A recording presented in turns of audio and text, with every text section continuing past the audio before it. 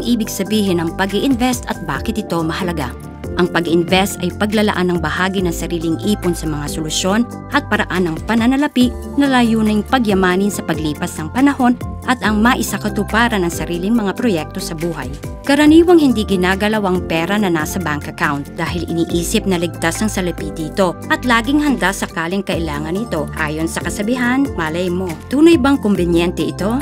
Hindi, dahil ang interest rate ng bangko ngayon ay halos 0% at sa makatwid, hindi tumataas ang halaga ng pera na nasa bangko.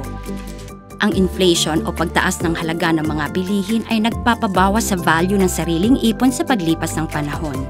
Sa pag-i-invest, mahalagang malinaw ang kasalukuyan at hinaharap na mga pangangailangan at maunawaan ang ilang pangunahing konsepto ng pananalapi tulad ng risk, profit at diversification.